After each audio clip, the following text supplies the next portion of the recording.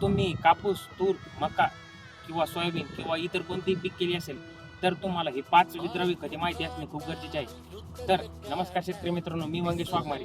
तर आज आपण 5 विद्राव्य खताची माहिती जाणून घेणार आहोत. तर त्यामध्ये पहिले खत आहे 12-61-00. तर हे खत तुम्हाला पेरणीनंतर 20 ते 30 दिवसांनी तुमच्या झाडावर फवारणी करायची आहे. तर ह्यामुळे तुमच्या झाडांमध्ये जी मुळ्यांची वाढ आहे तर ती चांगल्या प्रमाणे झालेली तुम्हाला बघायला मिळेल. त्याचबरोबर झाडांची जी वाढ आहे तर ती संतुलित झालेली आपल्याला बघायला मिळेल. तर त्यानंतर 2 नंबरला आहे 19-19-19 म्हणजे NPK. तर हे खत आपल्याला फवारायचे आहे. तर हे फवारल्यानंतर जे झाडाला तुम्हाला झाडी हिरवीगार बघायला मिळतील. त्याचबरोबर झाडांना जे प्रॉपर न्यूट्रिशन भेटलेले तुम्हाला बघायला मिळेल.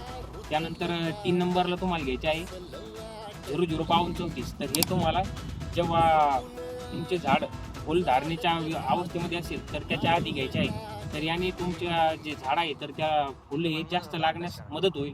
त्याचबरोबर फुलधारणा ही चांगल्या प्रमाणे झालेली तुम्हाला बघायला मिळेल व अशा प्रकारे तुम्हाला हे घ्यायचे आहे. चौथे खत घ्यायचे आहे तर ते आहे 13-00-45. तर हे आपल्याला फळधारणेच्या वेळेस घ्यायचे आहे. तर जेणेकरून आपल्या फळाची साईज हे आपल्याला वाढलेली बघताना मिळेल.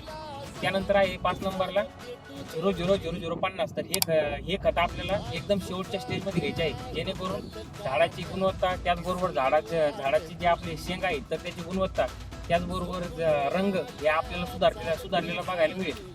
अशा प्रकारे तुम्ही हे घेऊ शकता. तर अशाच नवनवीन माहितीसाठी आपल्या पेजला फॉलो करा व माहिती आवडल्यास इतर शेतकऱ्यांना शेअर करा. धन्यवाद.